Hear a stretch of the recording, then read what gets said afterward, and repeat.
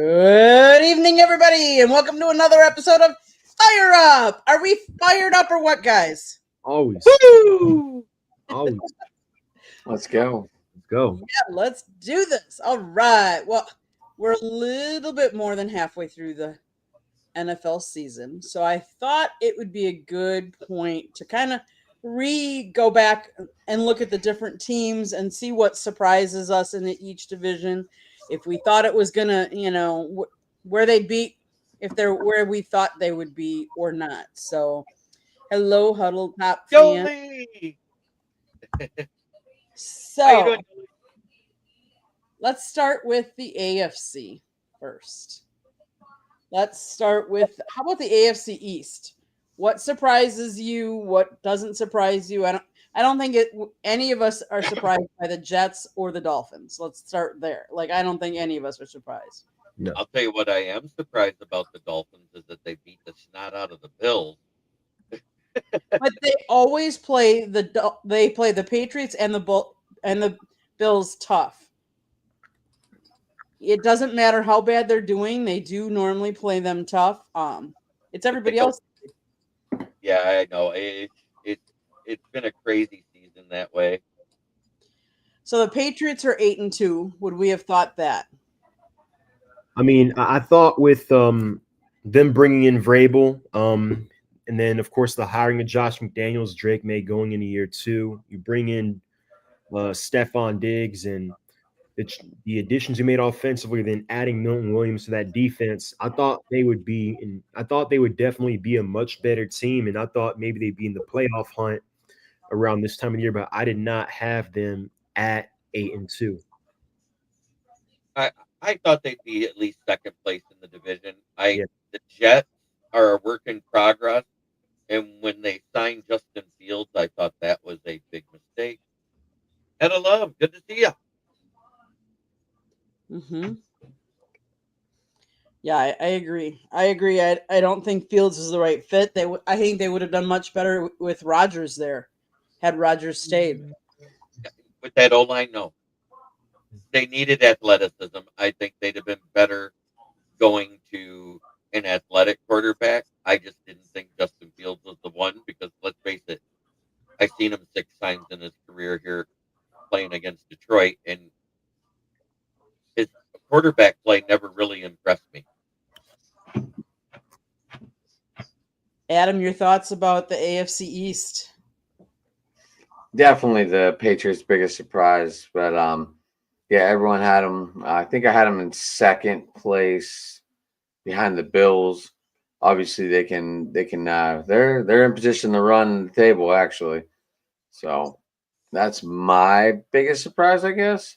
I mean, obviously the Jets sucking ass really is a surprise to me because I had the Jets being way better, but obviously it's not panned out that way. Do we think he's going to get another year? Do you think Aaron Glenn's going to get another year? Oh yeah. Yeah, Yeah, 100%. I think they're going to give Aaron Glenn 3 years. Yeah, especially after the deadline, I think they're going to give him time to bring his guys in and put in his program, which they should. Okay, He has 4 draft picks over the next 2 years as well. So that's something to look at. Actually, they have their pick. So they have 6 picks within the next 2 years of the first round, right? No, one of their picks did get traded in the one trade. So they do have 5 picks in the first round and an extra pick in the second round. Then they also have some 3rd round picks and some 6th round picks and 7th round picks from the other trades they made.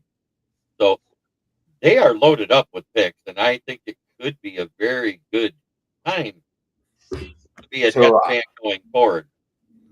And I think as I mentioned last week, the best part about it is that if they wanted to, number one, they can punt on a quarterback and wait until 2027, depending on how they feel about this class. And then the second one is they have 2 pretty good first-round offensive tackles in Membu, and I forgot the other one. So they don't have to go offensive tackle early.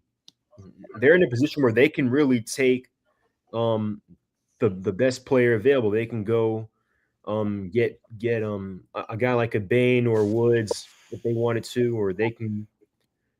There's a plethora of things they can do. Really, They have one tackle that's fantastic, and the other one is okay. Where they need the most help is interior O line, and with one of those being a late round pick, that is a prime place to find your better guards and centers in the league. Does anyone think that Archie Manning is going to stay and try and be the number 1 draft pick in 2027? I think if I think him, he I should. would one more year, stay another year. I think it would be smart because I don't think this draft class is that great, and so I think he could really improve his draft stock if he stays. Somebody doesn't like us talking football, evidently. Yeah, well, that's what we're talking. So, Yep. Who's is that? That's one of your guys, then, Candy, huh? see, we had some people that I think have gone under different names and are chiming in because they were banned under other names. I'm guessing, but I could be wrong. So we'll just see how the rest of the comments go. But Well, I mean, I would just I still don't see the yeah, paper right. clip, so I'm assuming that's your channel. Yep. Yeah. Yep. Exactly. Let's go over to Adam's, the AFC North. Adam, why don't you go ahead and take that? What surprises you? What doesn't surprise you? The Ravens not running away with this division really has me surprised. So if the Bengals win this weekend, also they're gonna be 3-0 in the division if they win, but there'll still be a game behind regardless. So it's right there. It's the Bengals really could win this weekend. Jeremy, I said they were going to win earlier, huh? Yeah, you did.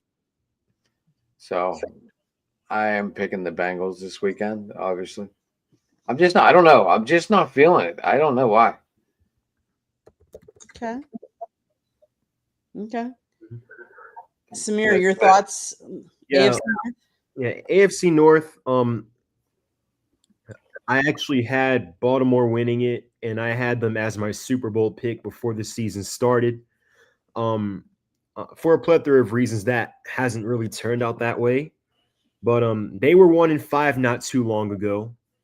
Now they have taken advantage of the pretty soft part of their schedule.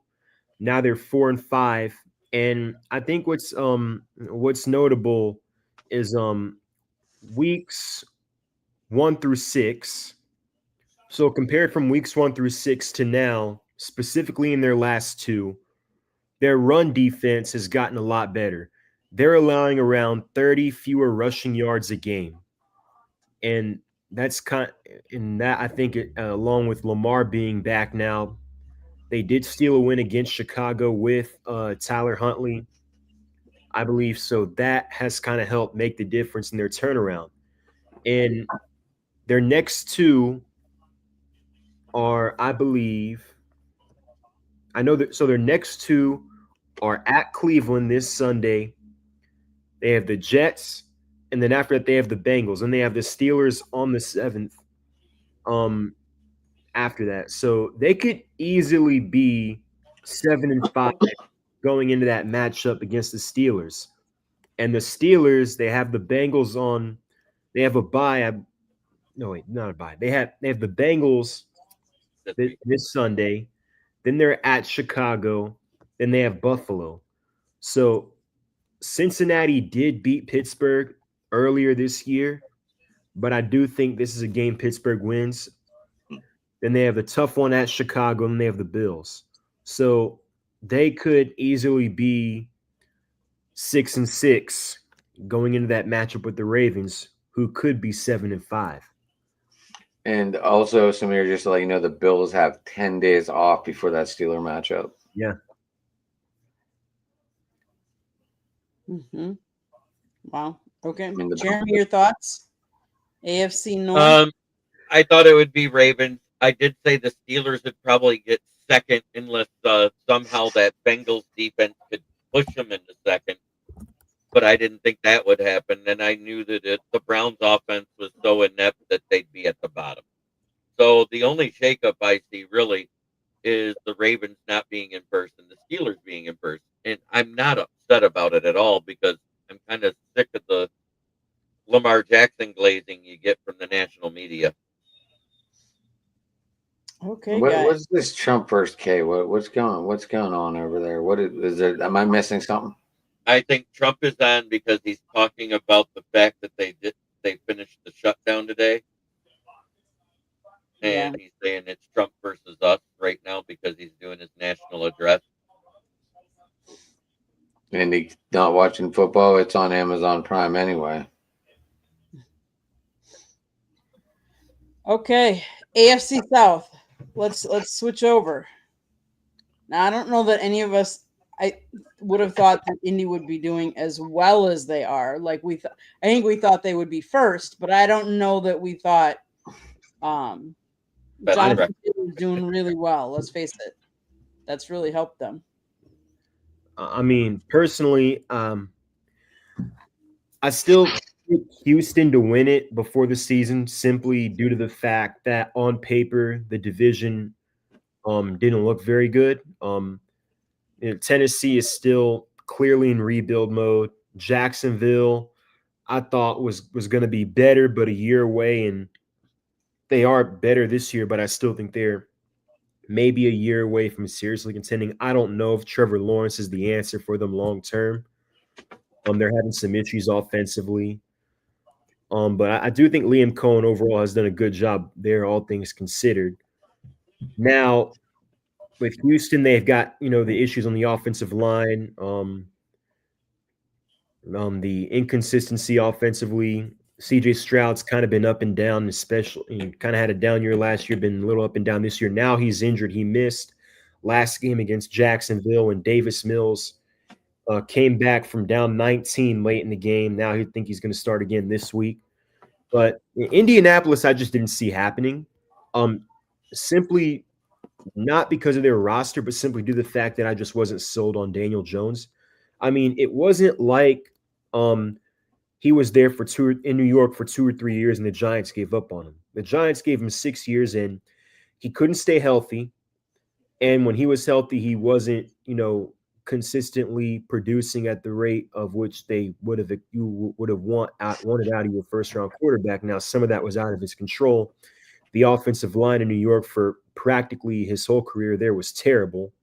And they didn't get a true wide receiver one until Malik Neighbors.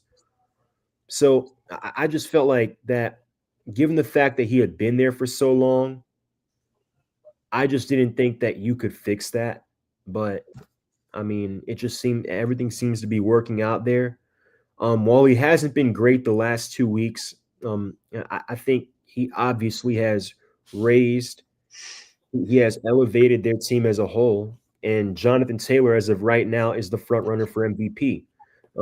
Just saw it last week over, I believe, 300 total yards, 3 touchdowns, including the 83-yard touchdown to give the Colts the lead late in the fourth quarter. So I know MVP is a quarterback's award, and some will argue Sam Darnold, Matthew Stafford is having the best year of his career in year 16 or 17. But I think right now, given what Jonathan Taylor is doing and how he is winning games for the Colts, I think he's the front runner for MVP. Here, Rick Diaz is here. Good to see you, brother. Hey, Rick, how you doing tonight, buddy? And then I wanted to add on, there's a possibility that he ends up breaking LT's total touchdown record. So keep that in mind. That's a possibility. And I always thought, MVP is a quarterback's award, and for a running back to have a chance at winning it, this would have had to be the kind of year for it to happen. Or they would have to have this kind of year for it to happen. Oh, yeah. What's a good game this Sunday? Well, there's quite a few, actually. But in this division, the AFC South, I said if CJ Stroud didn't improve right away, that more than likely they'll end up second in the division. And they're not even close to that right now. Isn't it Jaguars right now is in second? Yep. Yeah. And Tennessee's dead last. And pretty soon, if things keep going the way it's going, they're going to get the first pick overall, which is crazy considering how bad a couple of the other teams started. Mm-hmm. Has any team ever gone back to back number one picks? I think Jacksonville did in 2020. No, Jacksonville did in 21 and 22, right? When they got Trevor Lawrence and then Jalen Walker. No, not Trayvon Walker. Yep. Mm-hmm. So, there's a lot of crazy stuff that's gone on in the NFL this year, and I love it. The parity is there. We're finally seeing the parity they've been pushing for, and it took a long time after the whole salary cap for teams to finally get it right, because the teams that were at the top were staying at the top for so long, and now finally that cap room has gotten to where people can make moves to make their teams better. And it's going to continue to go up as long as these streaming services keep getting added, because that's bigger contracts to the NFL. What's up, Hoss? So, Adam, your thoughts on the AFC South? Hoss, you joined at the right time. He covers the Texans on our channel. Okay. Yeah, like I'm curious to see if GT is going to carry this load as long as he can, but Danny Jones got to do something. I mean, he's starting to regress already. We saw it. Can he hold up to his end and keep JT relevant? Mm-hmm. And that's the thing to watch. Obviously, Jaguars lose this weekend. Texans win. The Texans will be in second place in that division. Right. I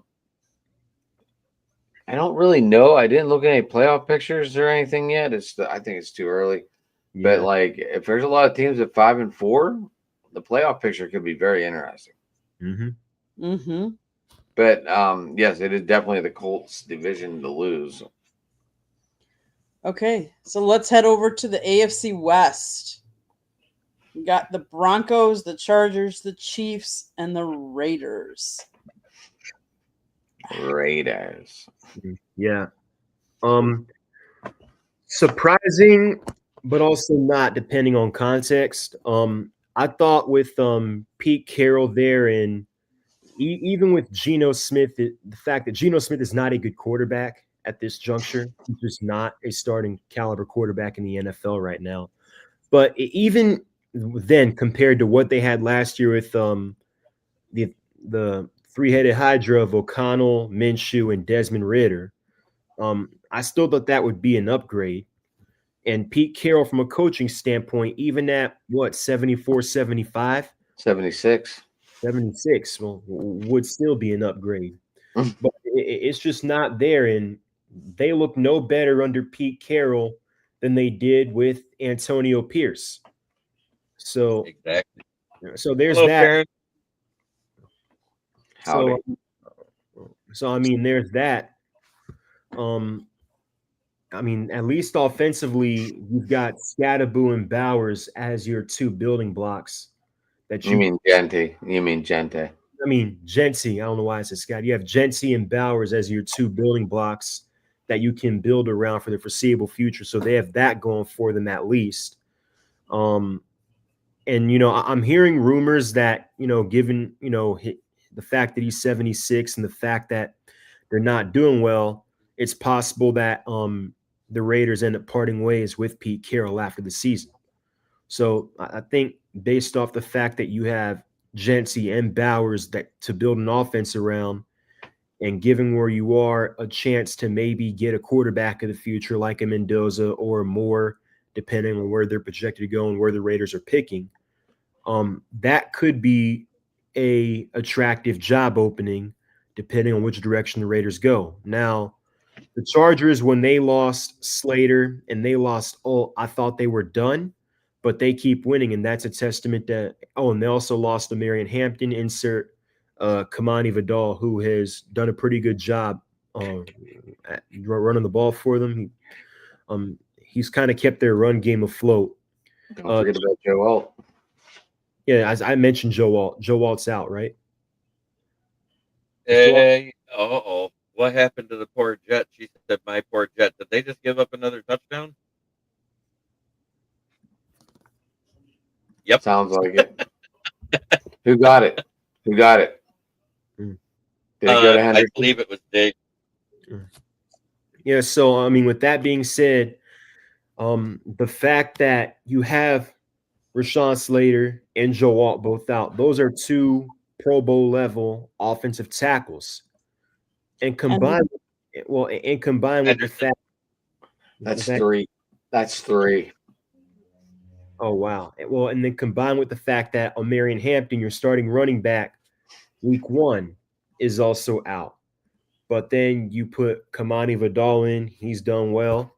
Justin Herbert, even with Lad McConkey having what is considered a down year compared to his production last year, is still playing the best ball of his career. The defense is serviceable. Jesse Minter continues to do more with less.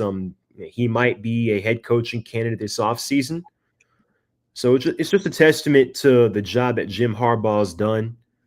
I knew the Chiefs would have a down year. I don't know if I had them at 5-4, even though they are playing better offensively, even though they do have Rashee Rice back, even though Travis Kelce is having somewhat of a bounce back year. It just feels like defensively is more about Spags scheming plays up when they need to on third down more than it is, Chris Jones making a play or Karlaftis making a play or Bolton making a play.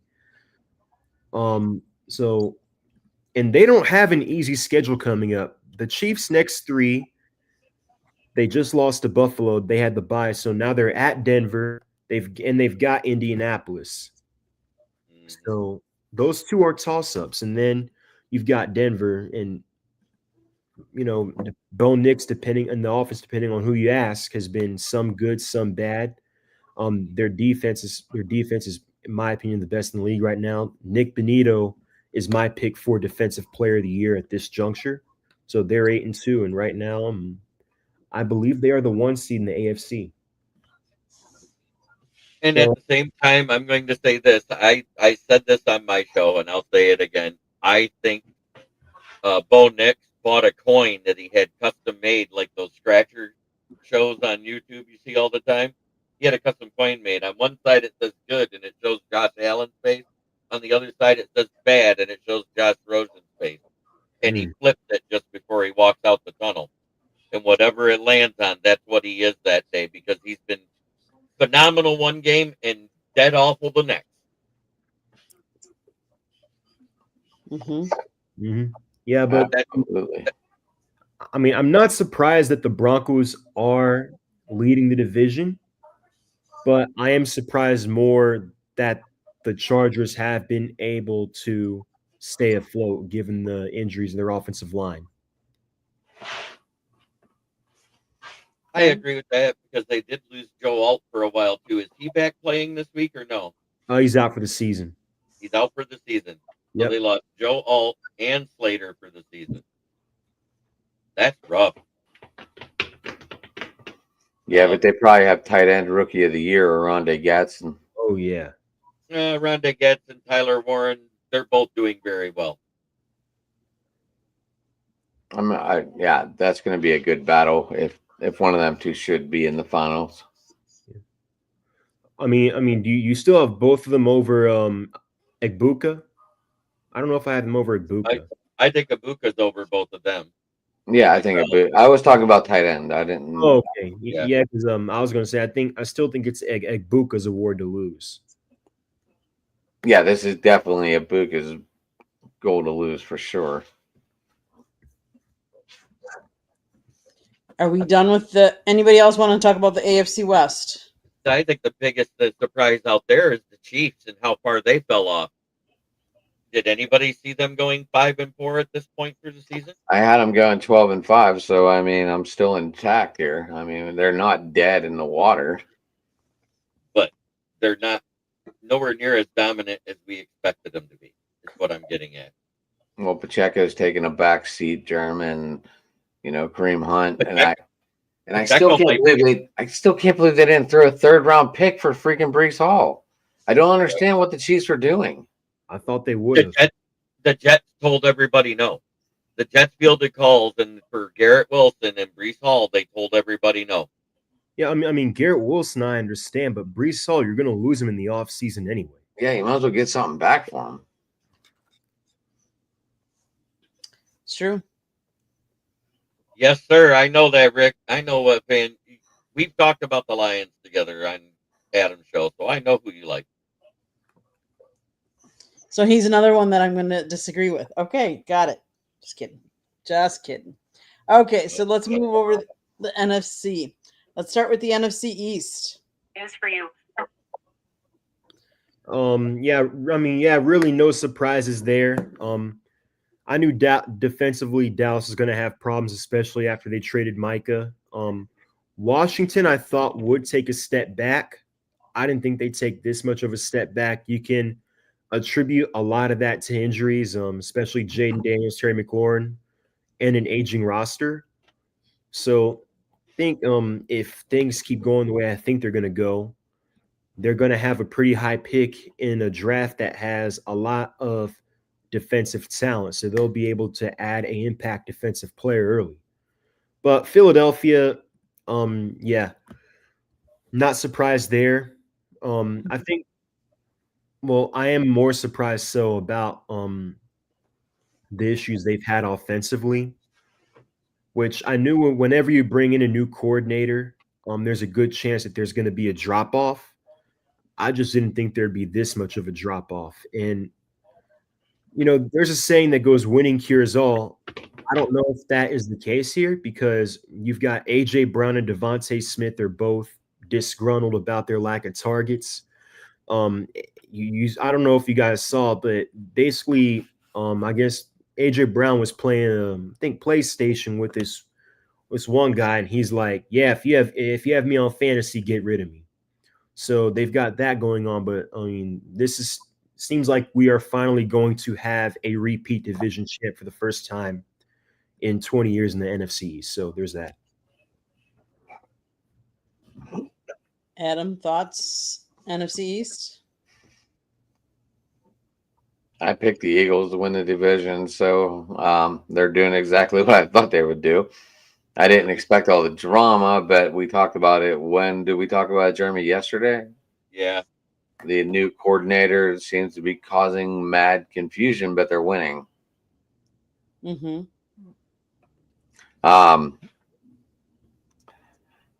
The Cowboys, can they get it together? Who knows?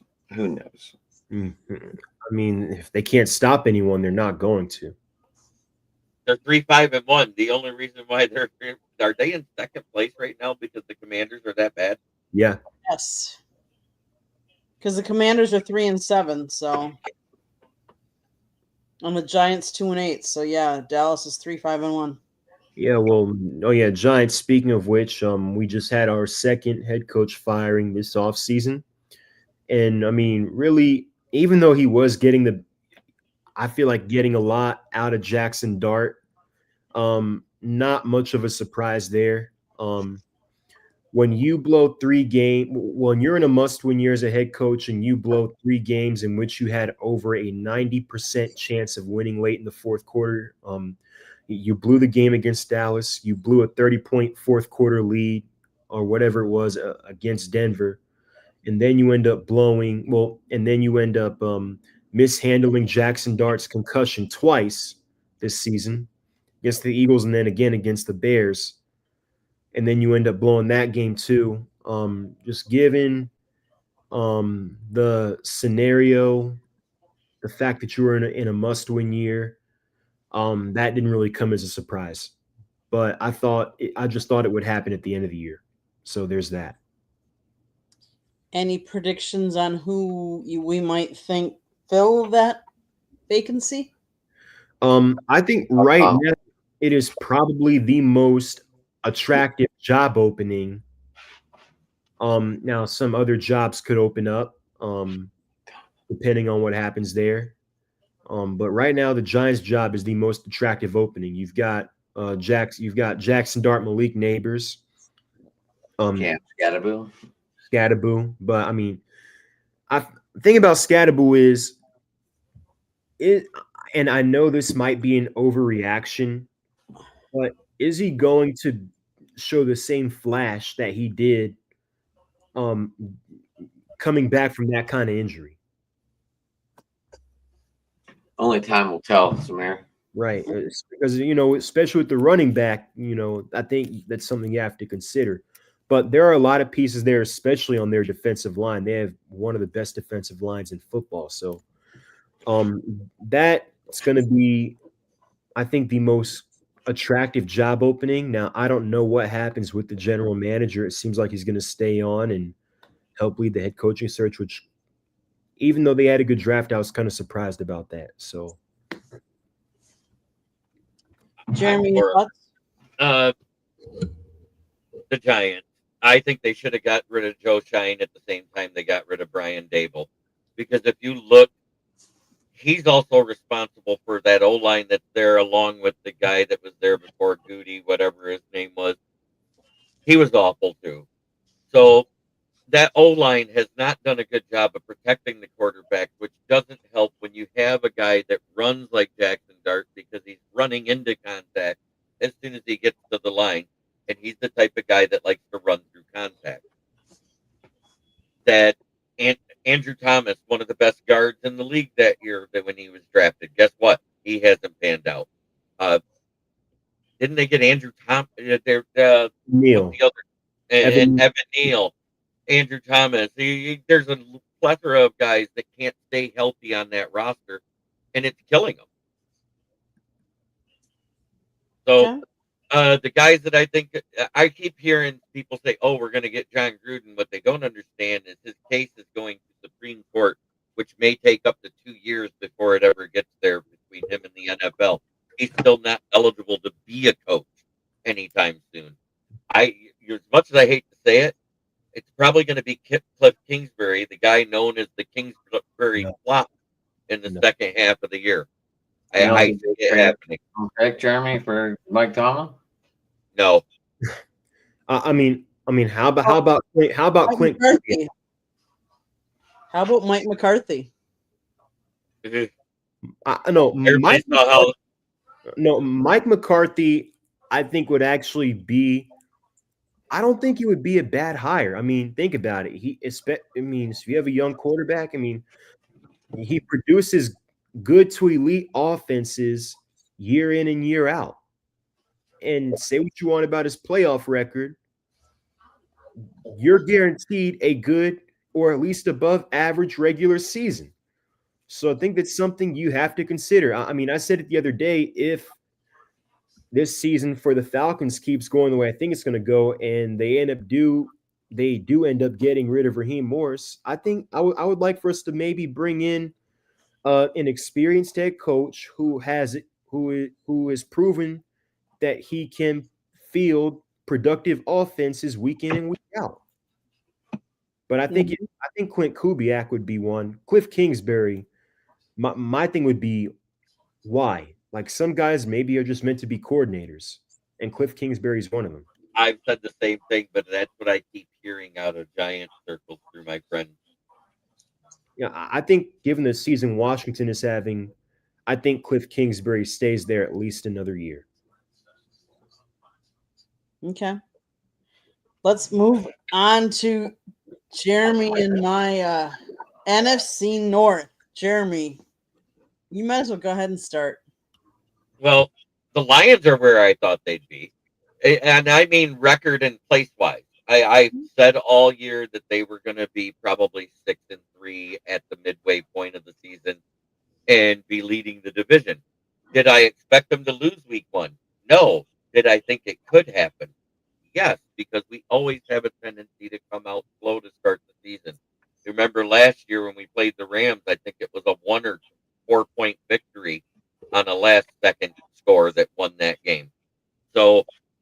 I expected that, especially with the loss of All-Pro Frank Ragnow. I knew that there would be some communication problems. I didn't expect it to be awful, and it hasn't been awful. It's been awful in a couple of games, of course, but you could see it was a communication breakdown.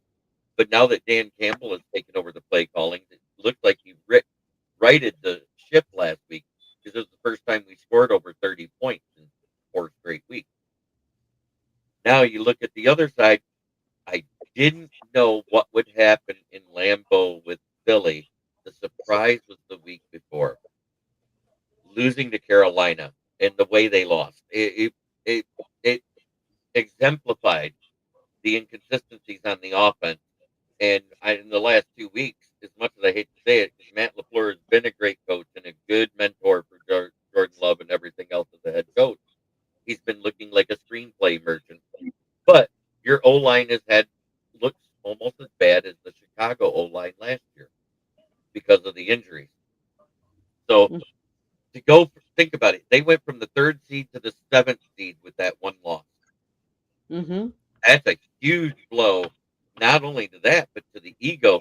And it was so bad that Packer fan #1 in the celebrity world, Lil Wayne, said he shouldn't even be allowed to have the name Jordan because he shares it with the GOAT of basketball.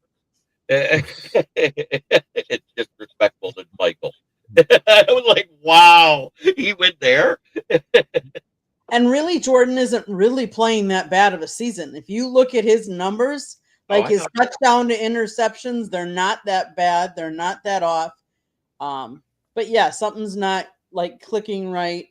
Um, you know, I question Matt LaFleur and putting McManus back in, even though he's got, leg injury. You brought in somebody else he hadn't missed, and then all of a sudden you're bringing back McManus. And did we do it too soon? I mean, Habasack, you talking about the kid that was hitting from over 50 yards? Yes. Yeah. Yeah. Look, I'm a Lions fan, and I even know who it is. Mm-hmm. Mm-hmm. Yeah, I think they should have left him in too.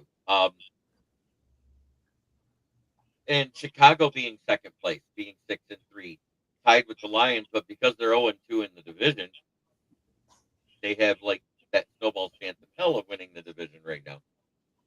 Right. But like the Packers aren't that far behind; they're only a tie behind you guys.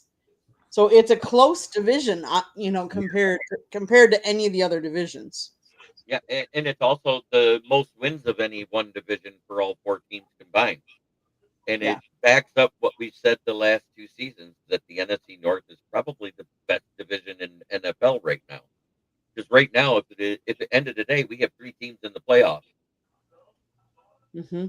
Mm-hmm. Adam, Samir, your thoughts of the NFC North?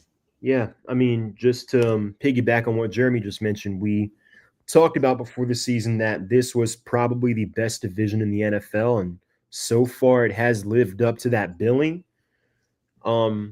I did make a bold prediction that the Bears would win the division.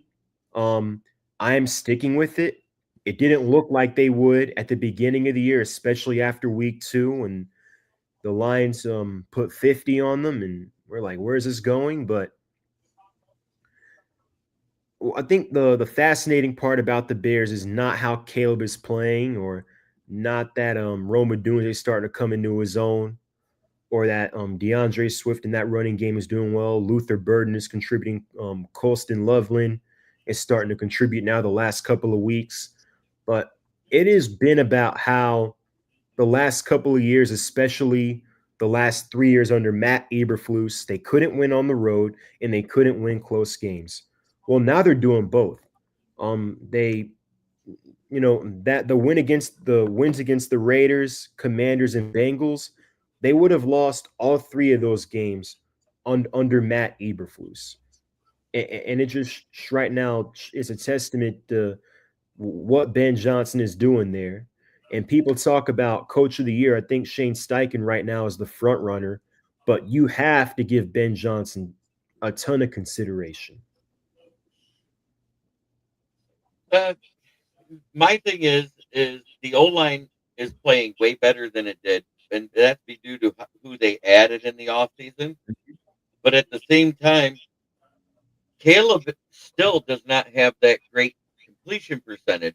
What he did reduce is his interceptions, and in Ben Johnson's offense, that's what it's predicated to, reducing turnovers. So that part's going really well, and I applaud them for that. Uh, I just that defense, yeah, that defense, nowhere near as good as it looks on paper. And losing Edwards for the year, that was huge. that's a big. Yeah, I think the main concern with them is their pass rush, because I I think they're mean, 30th in the league in sacks right yeah, now. they're 30th in the league in sacks. Montez Sweat, I think, is having he's been underwhelming since he was traded there. I know he had a good second half of the year when he first got traded there. The last years he's been underwhelming. Javon Dexter's been solid. Um, Grady Jarrett, I think, is starting to show his age, and it just doesn't seem like he's been the same since the knee injury he had here a couple years ago, and they gave him 45 million. Mm-hmm. And then also Jalen Johnson is out for the year, so there's that. But Uh, yeah, and then now with that being said, the next three, they're at Minnesota, they have Pittsburgh, they have Philadelphia, they have Green Bay. They could easily lose three of their next four.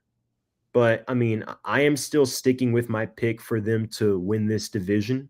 I think they have the talent to, and I think when they play Detroit in Chicago later on in the year, it's not the same team that had 50 dropped on them week 2. So there's that. Adam, your thoughts? We're in the line. We're gonna get north, right? Yep. Yep, NFC North. Yep. I'm not a Bears fan either. Just to let everyone know, I'm not a big fan. You can just tell. Like I'm not. I don't know. But anyway, just not. I do like the fridge and Walter Payton's. I guess I like the older Bears. I'm not a new Bear fan. But anyway, the Lions definitely. I had them winning the division, Mm-hmm. and I had the Packers in second, and they can still finish in second. So we'll see what happens. They can. I mean, the Packers, the 3 losses that we have, they're each by 3 points. So the 3 losses are a total of 9 points that we're down by. Although I will say our offense has not scored a lot lately in the last couple of games, and that's kind of I think that's partly it. We're still one of the youngest rosters in the league, and we've had injuries to some of our guys, including the offensive line, which makes a big difference. That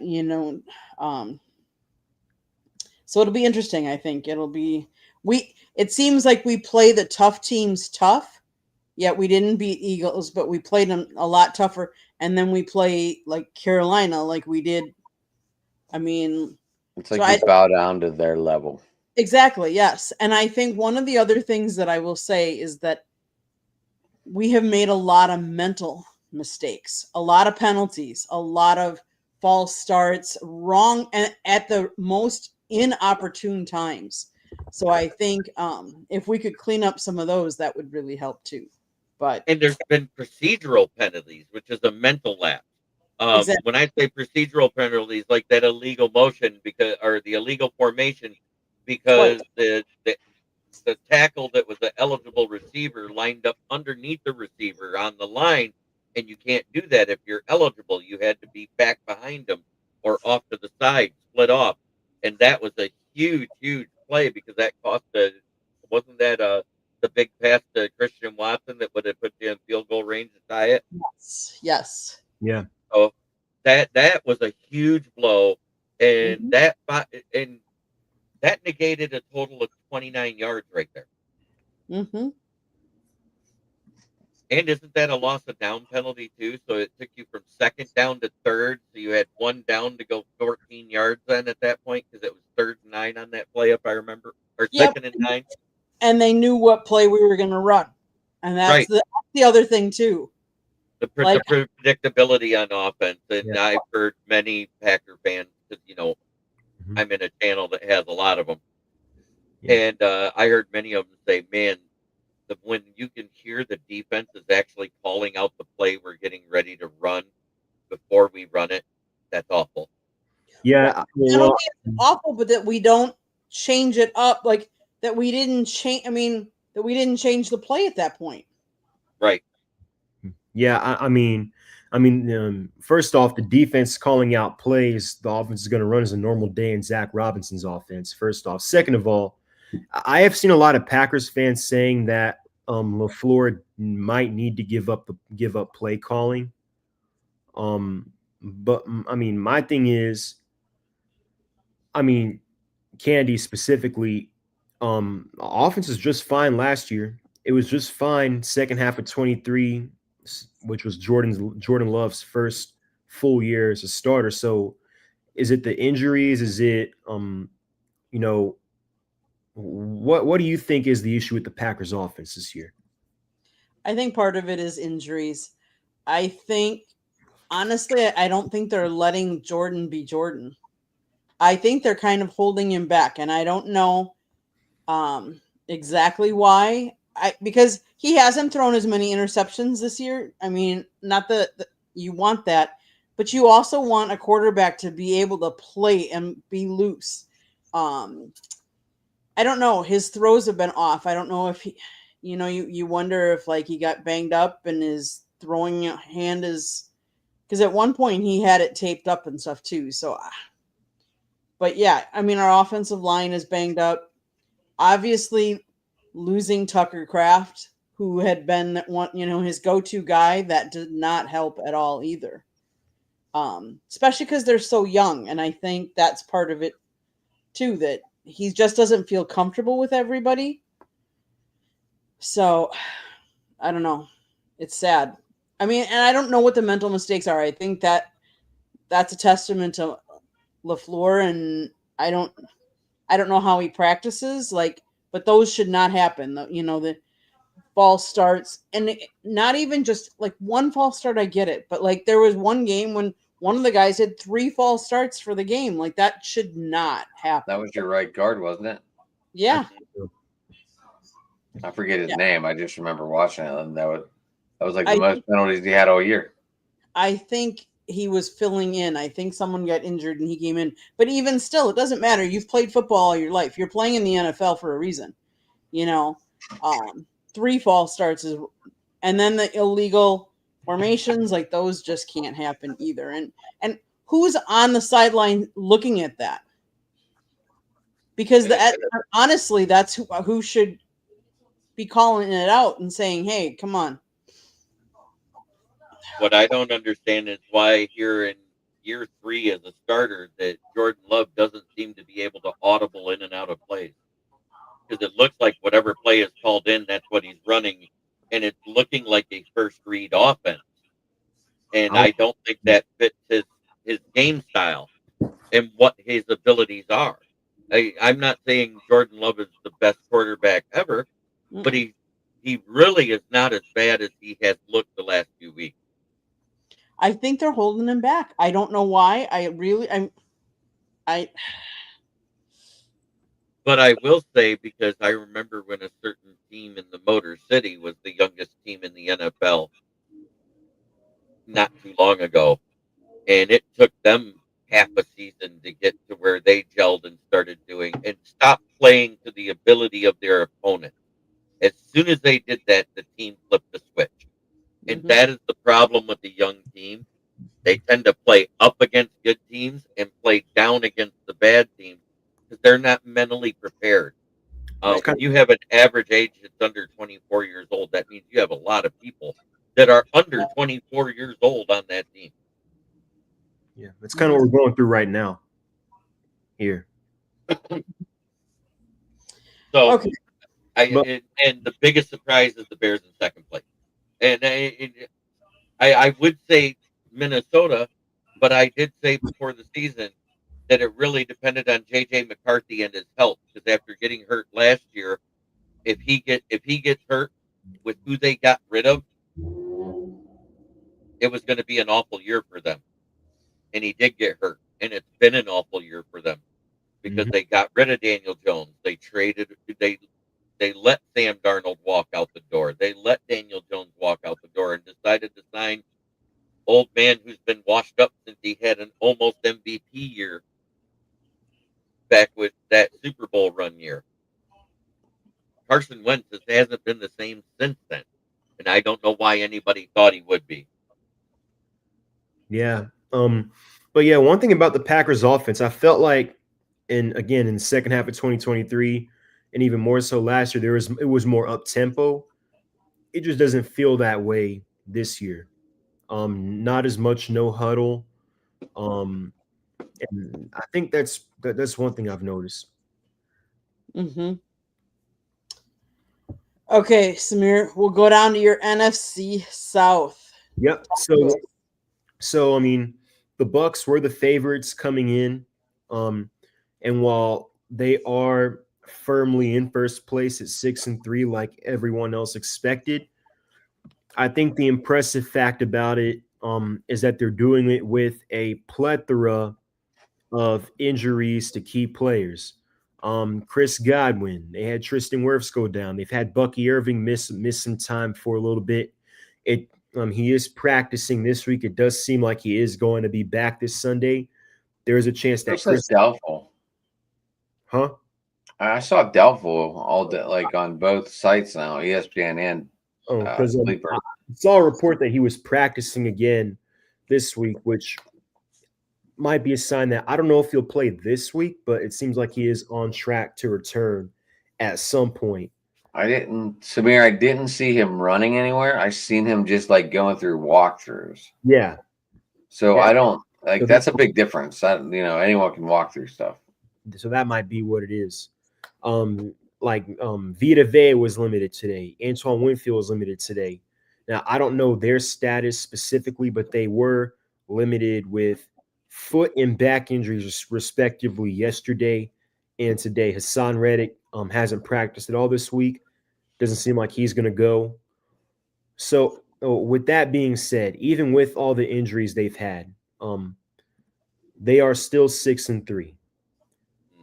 Now, with that being said, and I was thinking about this last week that their next three were going to be, it was probably going to be their toughest stretch of the season. They had New England, they lost that one. They're at Buffalo. That's always going to be a tough place to play, even though Buffalo has kind of been, I don't know this year, but that's going to be a tough game for them. Then they're at LA, who again was my pick to come out of the NFC, and Matthew Stafford is looking like an MVP candidate. Their defense looks stout. Puka's having another great year. Devontae's having a good year. So I don't know about that one. So they could easily be 6-5. Now, Carolina is somewhat one of the more surprising teams this year. And it's just hard to gauge them because they had the worst scoring defense in NFL history last year. And I think a large part of that can be attributed to Derek Brown having a season-ending injury in, I believe, what was week 4 or 5. And then J.C. Horn had to miss some time as well last year, I believe. But their Jiro Evero, I felt like did a good job in Denver. He's got their defense playing a lot better this year. And then Rico Dowdle, seems like he's proven that the Cowboys made a mistake letting him go. Rico Dowdle has single-handedly won them about 2 or 3 games alone. Because look, Bryce Young at this stage in year 3, I'm not saying that he's a bust, but He's close. You're not joking. Yeah, it's just still up for up for debate if he's going to get a second contract from the Panthers at this juncture.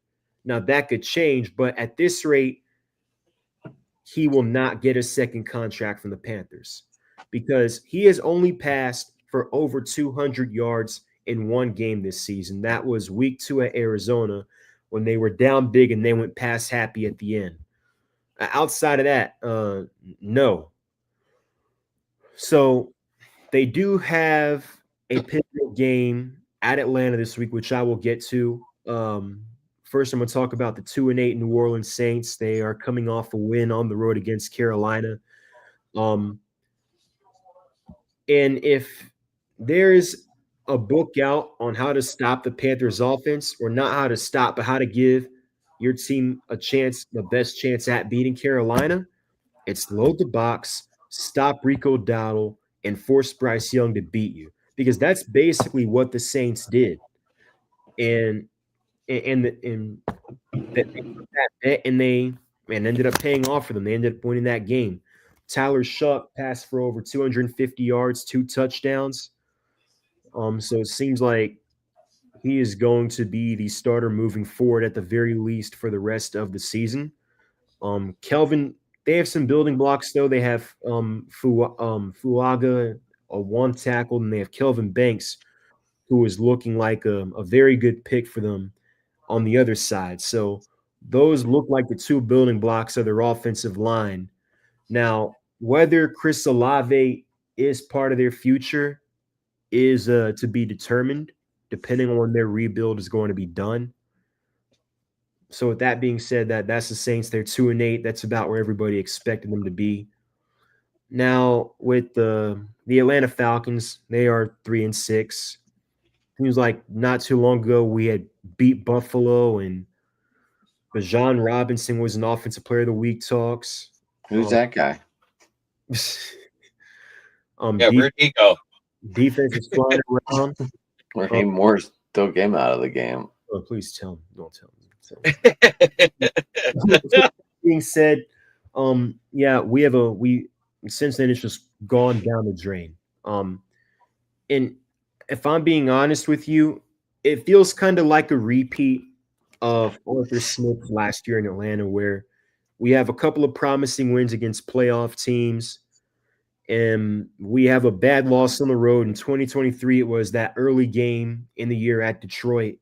It was, of course, the 30-0 shutout this year at Carolina, which kind of set some alarms about this team and about this coaching staff, especially on the offensive side of the ball. And then we come back home at 500, and we have an embarrassing loss at home midseason. Now, all of a sudden, seats are really starting to warm up. We have a couple of bad losses after that. So, I mean, look, and this week has just added fuel to the fire, if anything. After the game on Sunday, Drake London basically said, yeah, I just run the routes they tell me to run, number one. Number two, Michael Penix, for those who have not seen it, I'm going to play this clip from the press conference the other day. And you tell me what your thoughts are.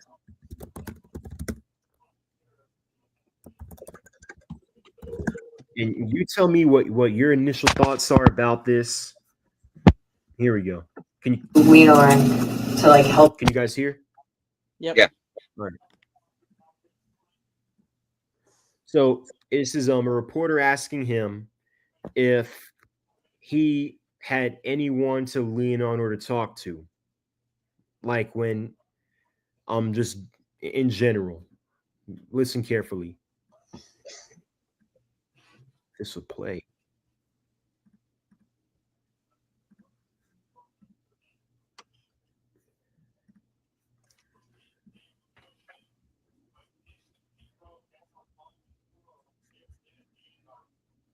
I know you lean on your faith. I know you lean on your faith, but like, who do you lean on to like help you? Like, we haven't played quarterbacks. Would you lean on like a former quarterback or your coaches to kind of just help you kind of assess things and good and bad?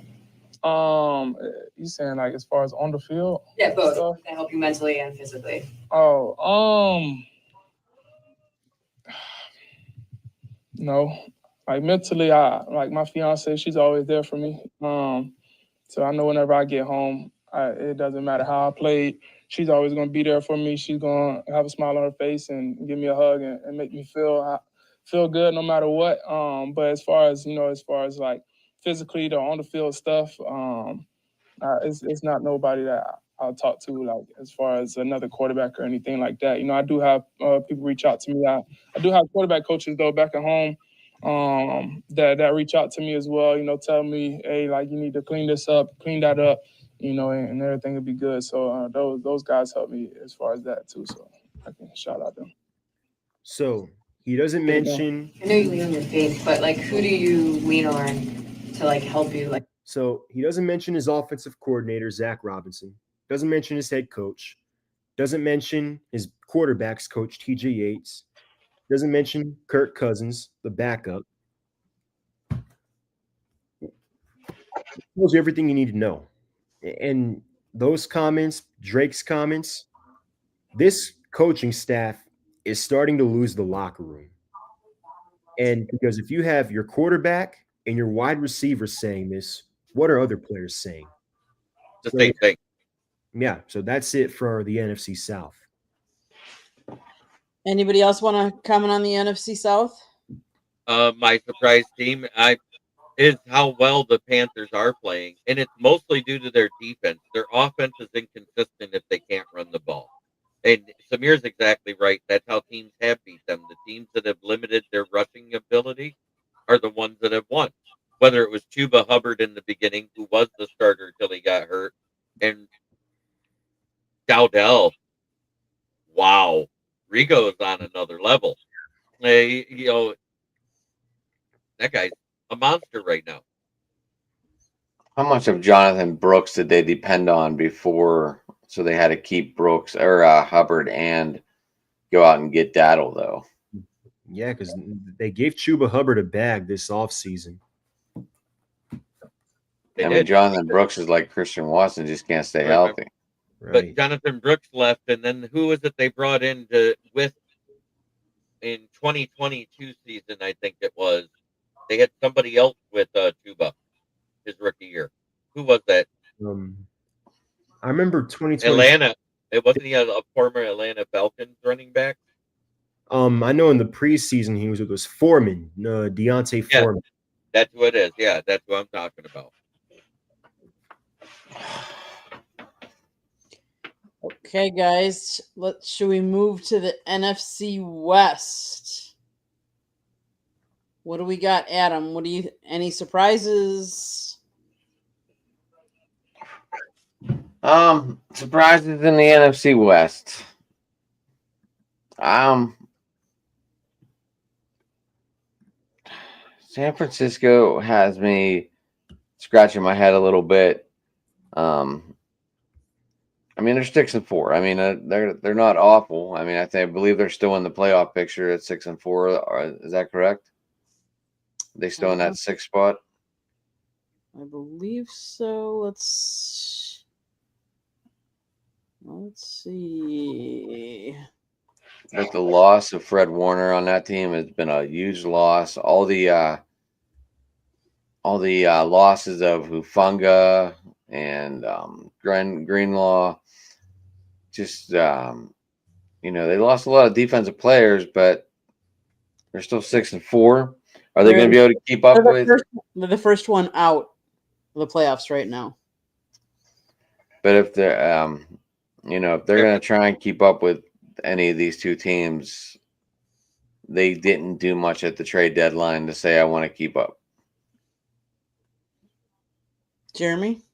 I still think Kyle Shanahan did some sort of blood ritual to sacrifice the rest of the team to keep Christian McCaffrey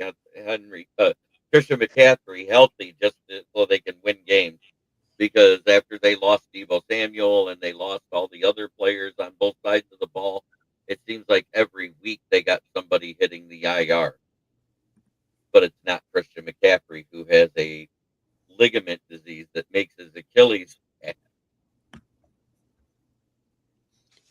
Samir, your thoughts? Yeah, the only surprise there is Seattle. Mike McDonald, that's another potential Coach of the Year candidate. Sam Darnold, another MVP candidate. I feel like Jackson Smith and Jig was having a breakout year, but yeah, the Rams are, as of right now, leading that division. They were my pick to come out of the NFC, as I mentioned earlier, and I'm sticking with that. Okay. Okay, well, since we've done the NFL, what game are you most looking forward to in the NFL this weekend? Go around the horn, and you can start, Jeremy. He takes a second here. You know which one I'm wanting to see. The Monday night game. Sunday night. It is Detroit at Philly on Sunday. My yep, Sunday night game. My least want to watch game is Houston versus Tennessee. Watch that be the game of the weekend. That Watch it just be the game of the weekend. Okay, Samir, what about you? Detroit at Philadelphia is one. I think right now, given Philadelphia's inconsistency offensively and the dysfunction in the wide receiver room, I wouldn't say dysfunction. I would say the amount of people who are disgruntled in the wide receiver room, the way Detroit's playing, since apparently Dan Campbell took over play calling offensively. I'll take Detroit. Next one I'm looking at is Seahawks Rams. That's a potential NFC Championship preview. Seattle, I believe in the Mike McDonald era, has only one or two losses on the road in the Mike McDonald era. I think this will be the next loss they have. I'm gonna go with the Rams in this one. you want to know what's crazy about that? The two losses were both last season. They've won 9 in a row on the road. Mm-hmm. Adam, you're most looking forward to game of the week. I'm looking forward to the Steelers and the Bengals, actually. Okay. Just because it has a lot of meat riding on it. Mhm. I don't know how it breaks down. If the Ravens win, the Steelers lose. Do the Ravens get first, or do the Steelers play in first? I don't know how that all breaks down because there is no head-to-head matchup yet. Obviously, Samir answered that earlier. They play, I think, 3 weeks from now. Samir, is that what you said?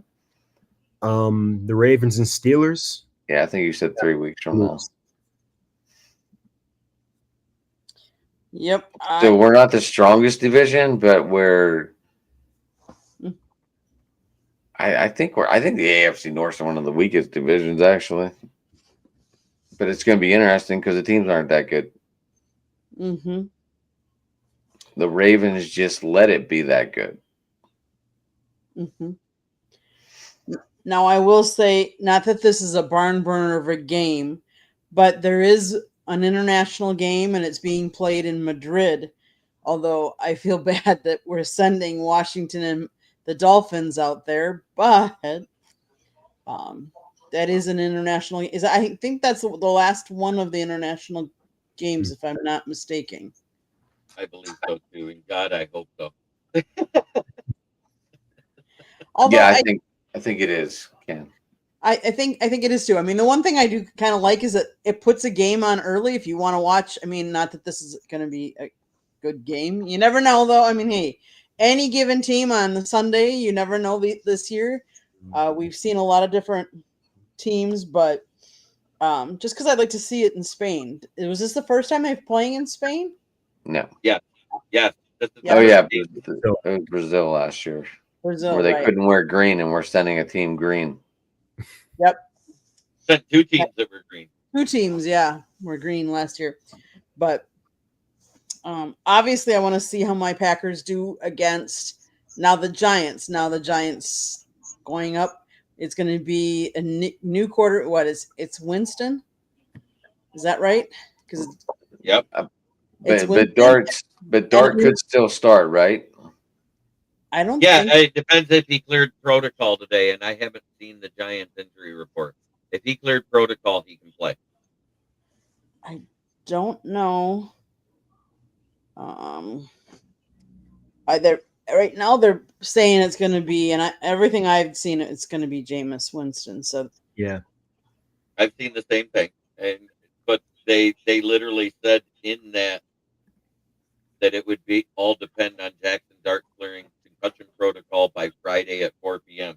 So if he didn't clear today, he has a chance to clear tomorrow. it says interim head coach Mike Kafka confirmed Wednesday that Dart concussion won't start Sunday's game against the Packers. Okay.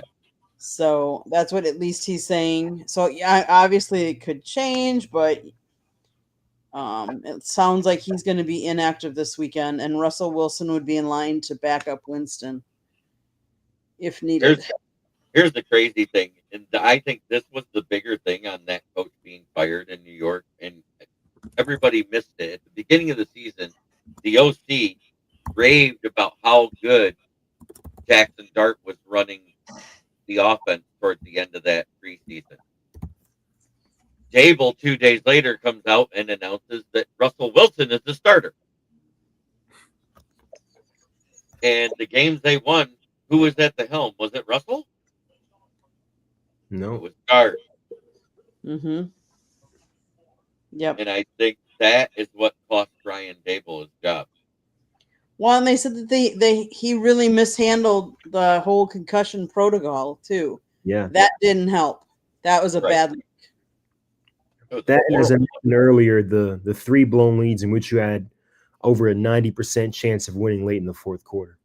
Yeah, especially the one versus Chicago. Well, Denver more. Mm-hmm. Yeah, Denver, but that because that was in their house, but they were winning in Chicago. Okay, so let's go over to some college. That's Jock W. Go Canes. I agree. I hope you've looked at a lot of the Canes stuff that we have on our website. I do want to let me see if I can. Hey, I have to use the restroom real quick in case Jeremy didn't tell you before. I have a kidney stone right now, and I am taking all kind of medicine for it right now. Okay. So if you hear screaming, don't pay attention. Just mute the mic. Just mute the mic. We'll be okay. All right. I don't even know. I've never actually walked away from a scream, but I really have to right now. No, that's I hear okay. you. Yep. I can't mute it. I gotcha. Done. Okay, so with that being said, I am going to quick share my screen, and I am going to put up Miami Hurricanes Francis Magoyo, who is an O-lineman that actually scored a touchdown this last and at the press conference. So let me play that for you. Let's go here and let's hit play. Just walk me through the touchdown. It's a play that we've been practicing for more than 2 or 3 years now. Finally, we got the opportunity to run it. Before the play, we had a letter formation, and I was like, what are we doing? Just give me the ball. Finally, somebody called a timeout. We got out there, me and Coop yelling at Coach, let's run it, come on. So it's fun, yeah. But I was a bit mad about it. It's a good touchdown, but I wanted to run over somebody. I was looking forward to running over somebody touchdown actually, but yeah. So that's why there was no celebration.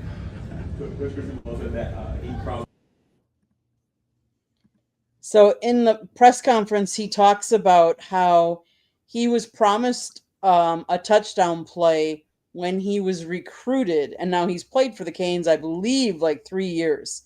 And he was promised a touchdown play, and it just so happened that, hey, we had trick plays in the Canes game. Carson Beck, Malachi Tony, who is a freshman, he is a receiver. He actually threw a touchdown pass to Carson Beck, who scored, and then we have the O-lineman scoring too. The only thing is he wished he had to run over somebody, and he had an easy in. So, right. But I heard that. I thought that was funny. Exactly. So let's talk a little bit about college. Do we have any surprises that are in like the top 25 or in the college football playoffs right now?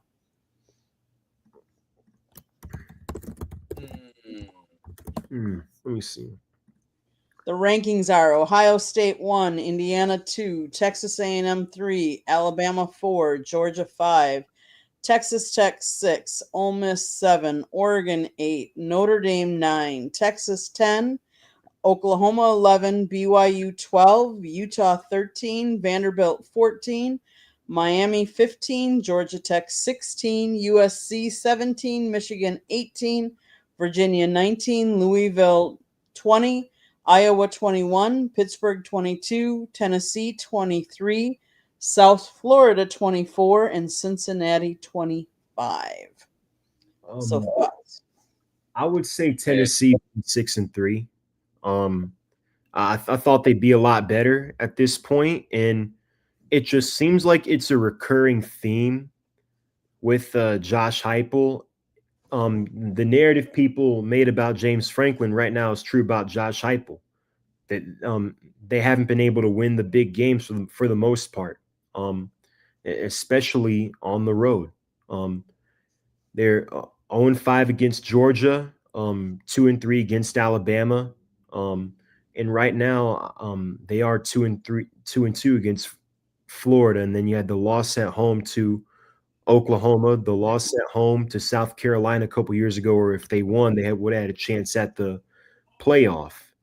And then I think they had a bad loss on the road to Arkansas last year, which was a primetime game. So it feels like in a lot of these games on the road, especially which are big time games, they haven't been able to win. Okay. So Adam, we just went through the top 25. I read off the top 25 for the college football playoff, and I was just asking, are there any surprises in there, or surprises where people are ranked? I would say Indiana, Kirk Cinetti is doing a really masterful job in Indiana. Let's face it, we all thought Indiana was a basketball school, and look how it's become a football school. That started last year. It did. It did.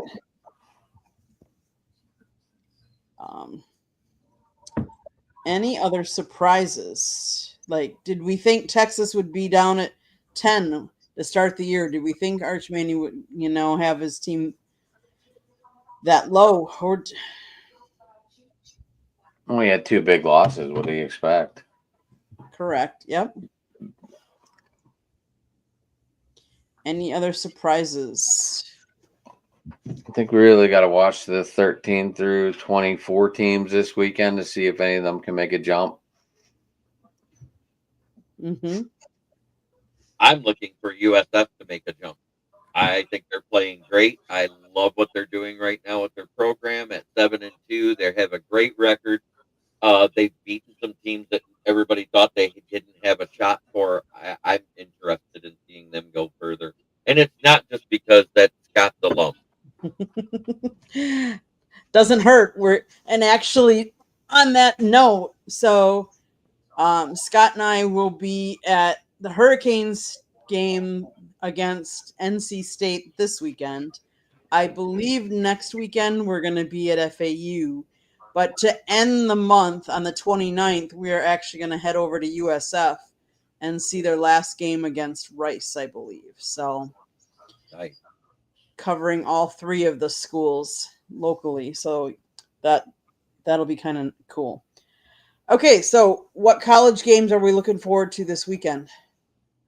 Because there's some good ones. I was looking at that earlier. There could be Hit some. Notre Dame. Okay. Texas, Georgia. The game is in Athens. I think Georgia, as they have a tendency to do, will get off to a slow start in the first half, and then second half, I think their talent and coaching will take over. Okay. Jeremy, is there one that you're really looking forward to this weekend? Michigan and Northwestern, but Northwestern isn't as good as everybody thought they'd be, but they're not a bad program. They have some good players left, even though NIL kind of depleted them. There's actually one that I kind of been watching in the lower tier of the NCAA, and that's the Indiana State Sycamores taking on Youngstown State Penguins, because the Penguins are actually having a good season at 6-4 and are bowl eligible, whereas the Sycamores, on the other hand, even though they're 3-7, they won 2 in a row. So that's interesting to see if they can keep the momentum going and possibly upset a team that they shouldn't. Mm-hmm.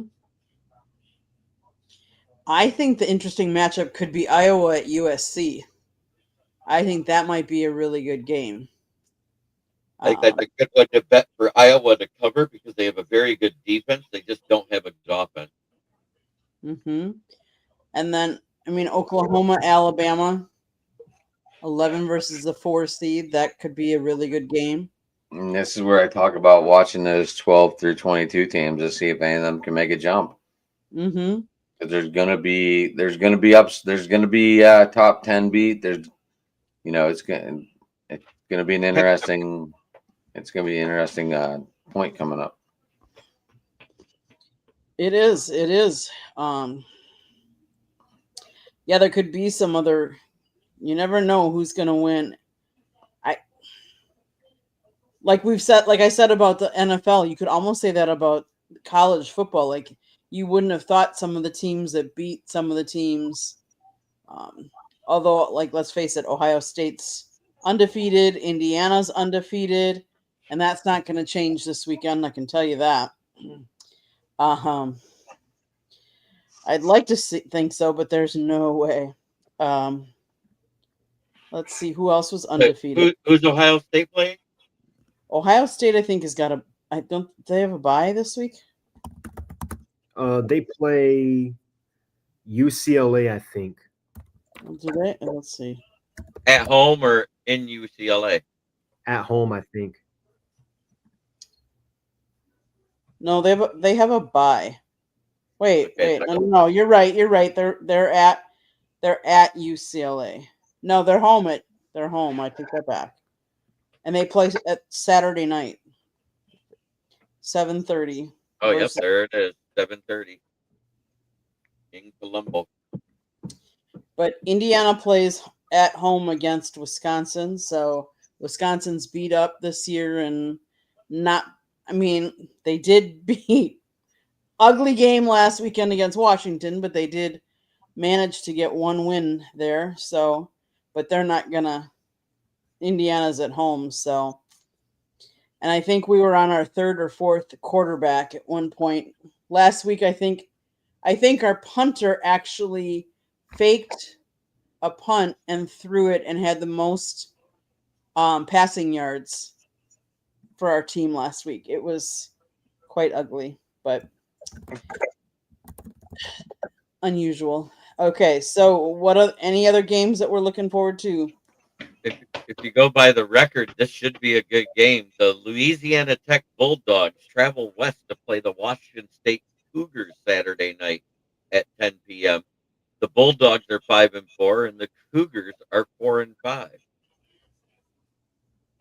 And then in Division II, a team that I like in the Big Sky division is the Montana State Bobcats. They are taking on the UC Davis Aggies. Both teams have only got 2 losses on the season, 7-2 for the Aggies and 8-2 for the Bobcats. Okay, there you go. What's happening? Let's switch to your town because let's switch to your town and see what's happening, Mr. Samir. What's happening in your town? All right, so baseball. Ronald Acuna Jr. tonight was named the comeback player of the year for the National League. Was well deserved, I think. Off season's about to start. Team president Terry McGurk did say that they plan on being in the inner close to the top 5 for payroll. So Alex Anthopoulos also mentioned that they're going to address shortstop, starting pitching, and bullpen. So we'll see what happens there. So the Hawks have won 4 of their last 5. They're having a pretty good road trip out west. They beat the Lakers at home, and they beat the Clippers and the Kings. Now they're at Utah in the second game of a back-to-back. They are currently losing 109, 108 right now in the fourth quarter. Lauri Markkanen, I think, has almost 40 points for Utah. So there's that. Dude doesn't score all freaking year. He puts up 18, 20 points like pretty much every game. That's then he goes off. Yeah. Well, he's got 37 now, and I think he's So there's that. So right now, of course, Georgia Tech, they're looking to bounce back. They had their first loss of the season against NC State. Had no answers for the run, couldn't stop the pass. So they're at Boston College. They've only got one win this year, so it should be a bounce back win before a big game, which is basically going to decide who goes to the ACC championship at home against Pitt. So the Falcons are 3-6, as I mentioned. They have, for all extensive purposes, a game they have to win against the Carolina Panthers, who come to town this weekend. They shut you out 30-0, embarrassed you at Bank of America Stadium in Charlotte earlier this year. And so they're looking to get some get back. I talked about the possible dynamic going on in the Falcons locker room. But I think the key to the game, obviously, they're going to have to stop Rico Dowdle. But the thing is, we are 29th against the run. So we are going to set a franchise we are on pace at this rate to set a franchise record for the most sacks in a single season, which would be 55 set in 2004. They're on pace to break that. But we are 29th against the run. And as I mentioned, load the box, stop Rico Dowdle, and try to get Bryce Young to beat you. It's what the Saints did. It's what the Patriots did. So we're going to see what happens there. A bombshell, I wouldn't say a bombshell, but a rumor came out earlier this morning from Jake Ekberg from Uncovered NFL. He's a credentialed media personality for the NFL, MLB, and the NBA. He's turned out to be a pretty reliable source, pretty valid. And this goes to what I mentioned earlier when I talked about the coaching staff losing the locker room. He said earlier today, Atlanta Falcons head coach Raheem Morris and the rest of his coaching staff are officially on the hot seat, per source. The current regime has until the rest of the season to turn things around. Otherwise, they are expected to clean house and start anew for 2026. And if there is a chance for this regime and this coaching staff to save their jobs, this stretches it. Carolina at home, at New Orleans, and at the Jets. So if you're going to save this season and save jobs, it's going to happen in this 3-game stretch right here. And that's it for my town. Okay, Adam, your town. So Saturday's an interesting day around here. Obviously, we have the Pitt game at noon, and game day is here. Obviously, Pat McAfee and the crew's here. But the big thing for that game, we get Desmond Reed back. So the running back situation is going to be a lot more better, stronger. Could be interesting to watch. The Pitt Panthers basketball team lost tonight, so they're 3-1 on the season, very young season. So Saturday night, also at 6:30, we get the Riverhounds playing in the Eastern Conference Finals. That is our soccer team. That is big news. I was at the game last week when it went to penalty kicks. That was pretty wild. I never been to a soccer game with interest, but that was fun. So see what happens. They did beat Rhode Island 1-0 in May. That was the last time they met. Obviously, Paul Skeens won the Cy Young last night. Very, very good news. That's about all the good news for the Pirates. The Pens are playing the Predators in Sweden in a home-and-home situation. They play tomorrow at 2:00, everyone, if anyone wants to watch. And they play Sunday at 9 a.m., I believe, is what I saw. So, and they're third in the Metro, 9-5-3, 21 points, 4 points out of first. And Evgeny Malkin has 21 points in 17 games. Will Howard activated. That's big news. And and Highsmith is doubtful. And that's my news for the week. Okay, Jeremy, your town. Uh, Before I get to my town, I do want to talk about a situation because we all know what happened with Marshawn Nealon last week. And I don't know if anybody's paid attention, but Coach Schottenheimer came out and announced that his girlfriend is pregnant with their child, and so they have created the Marshawn Nealon Memorial Fund, and they are going to help take care of all the finances to help with the pregnancy for her because of her living in his house, and that was considered her income. She's not eligible for state aid right at this time. So this team is going to help with all the money for that young woman to raise their child alone, and I applaud them for that. I think that speaks volumes about the coach and the players that they want to do that for her. Um, it's probably the best thing I've heard coming out of Dallas since the last time they won a Super Bowl. That's horrible. It It's may be horrible. horrible, but it's the truth. Now to my town, Jameer Gibbs was NFC Offensive Player of the Week with 2 rushing touchdowns, his receiving touchdown, and his almost 200 yards altogether. And because he had those 3 touchdowns, he has 41 touchdowns under the age of 24, and he does not turn 24 until March 10th. What's significant about that, there's only 4 other players in NFL history that has scored 40-plus touchdowns from scrimmage. Number 1, Barry Sanders at 47. 2 and 3 are tied between Randy Moss and Emmitt Smith, and the one that is one above him is none other than another GOAT of a running back named Jim Brown.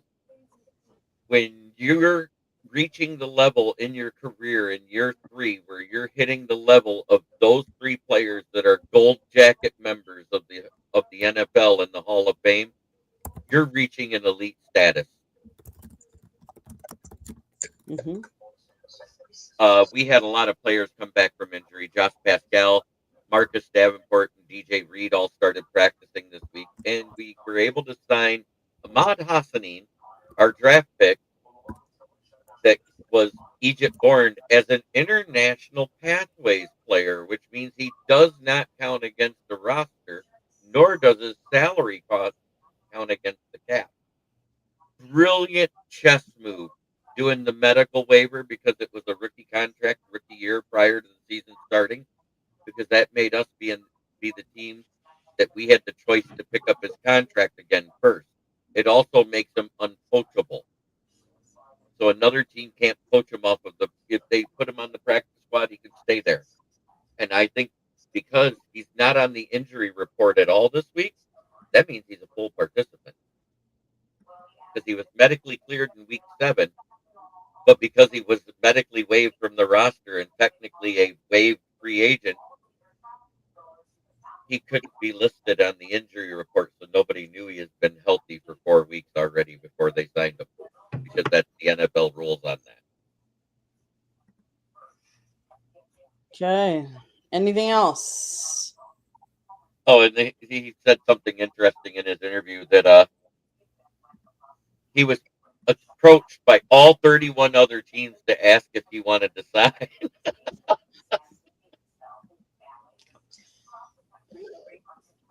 Okay. Anything else? Okay. My town. Congratulations to one, Pat Murphy winning back-to-back Manager of the Year for the National League. And for the first time, MLB has awarded for the second straight year, Brewers GM Matt Arnold wins the MLB Executive of the Year award, and this is the first time someone's won it back to back. So kudos to the Brewers and Matt Arnold and Pat Murphy. Stephen Vaught won Stephen Vaught won Manager of the Year 2 times in a row. Yes, they both did. Yeah, the Manager of the Year has been won 2 times in a year. It's the Executive of the Year that they said has not been won by the same person 2 years in a row. So,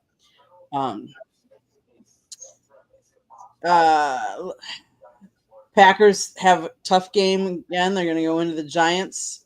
Like I said, let's see what team shows up. The Badgers going into Indiana. I just hope they come out clean and uninjured. Let's just see what kind of a game that is. The Bucks have been playing pretty tough.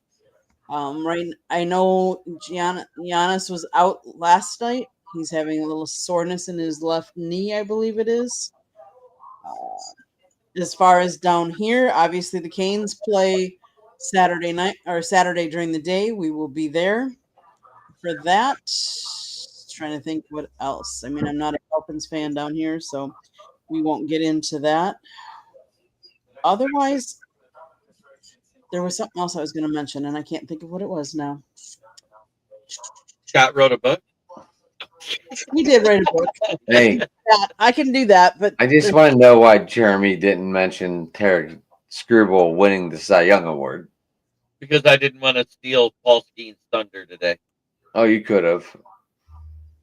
They both I was like, won. wait, why is Jeremy not mentioning this? Okay, since you brought it up, it's not just that he won the Cy Young; he's back-to-back Cy Young winner. Thank you. Mm-hmm.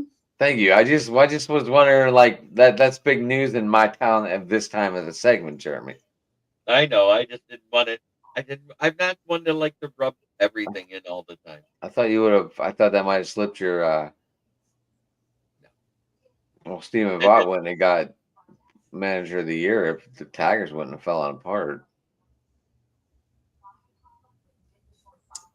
You're not wrong there. What was I there?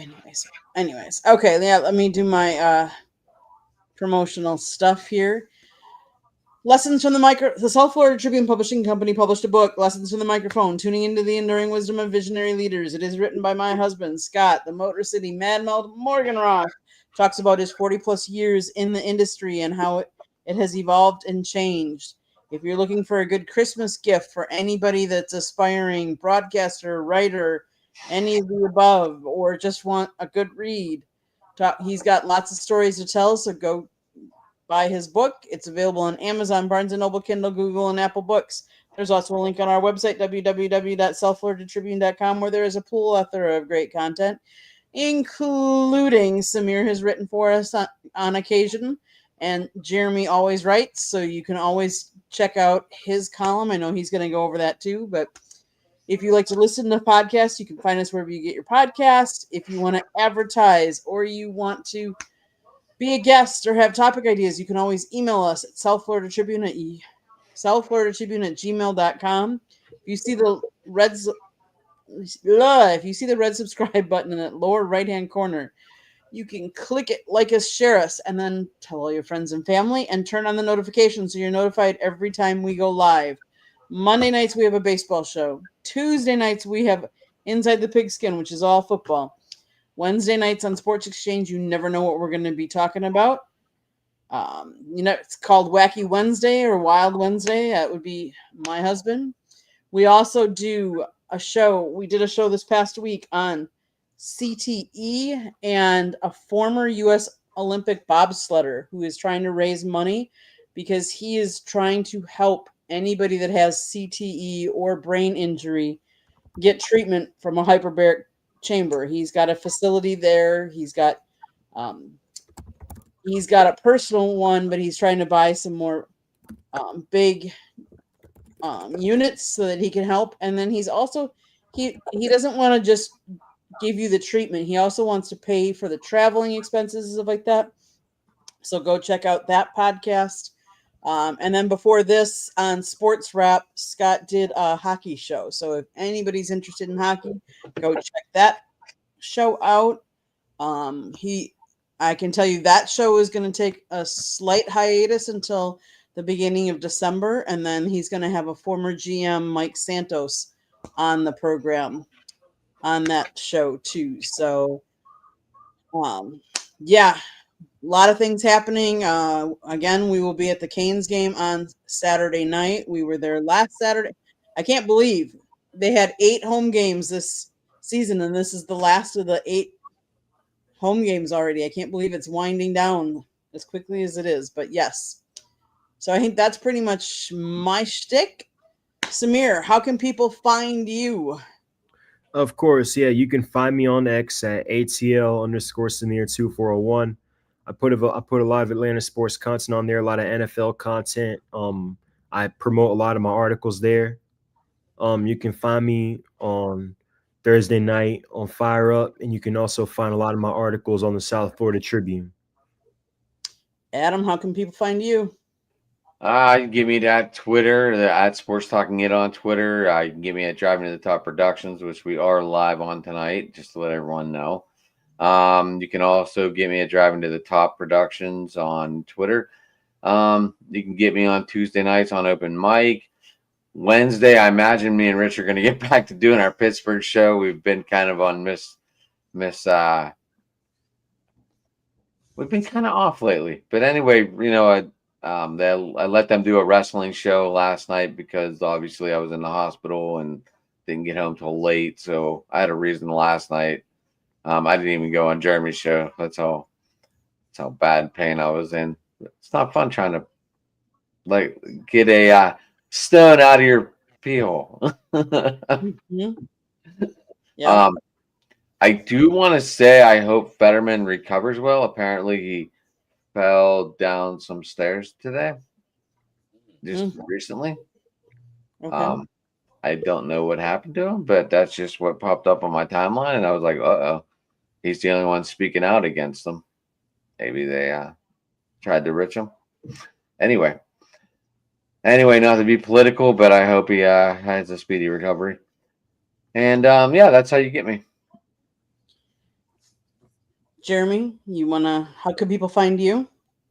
Well, you can find me right here every Thursday night on Fire Hub and occasionally on Tuesday nights on the South Florida Tribune channel on Inside the Big Ten. You can also find me on my channel, which is Kneecap Fighting with Motor City Lions, where I go live every day but Sunday. You could find me also on the SouthFloridaTribune.com, where you can find my writings, and you can also find me occasionally on Driving to the Top Productions with Adam on Open Mic Night, and on the Huddle Sports Network, which is found all over the place. It's now on Rumble, Twitter, Facebook. It's on. It's everywhere. It is. It's hard to keep up, Jeremy. And I'm sorry, I also always forget, Candy, real quick, that I am over here on Thursday nights. I always forget to leave out what show I'm actually on right now. So, Fire up. and I am grateful to come on here. We're grateful to have you too. I remember now what the one thing that I kept forgetting. We're gonna ask everybody for prayers. Scott knows Bernie Kosar, and he is waiting a liver transplant. He is in the hospital. He has an infection, and he's not doing as well. So hopefully, prayers. So his Twitter page was a lie today? Yes, he's not deceased. He is in the hospital. No. He said he was doing well on his Twitter page. Well, he's asking for prayers. He is waiting. He underwent a procedure, and he is waiting for a liver transplant at this point. So he is not unalive. He is alive. He's not. Yeah, I saw someone that posted that he was deceased, and I'm like, no. I'm like, they can't. I've been watching. I've been monitoring this situation too. I'm friends with Bernie Kosar, follows me back, so I keep up with him.